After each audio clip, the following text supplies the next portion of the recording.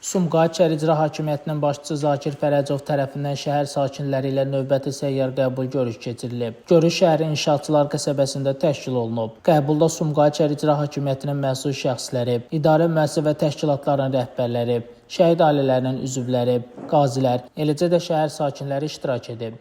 Səyyar qəbul zamanı şəhər rəhbəri sakinlərin müraciətlərini fərdi qaydada dinləyib, onları narahat edən sosial, məişət, kommunal infrastruktur və digər aktual məsələlərə dair təklif və müraciətləri qeydə alınıb. Qaldırılan problemlərin bir qismi yerindəcə öz həllini tapıb.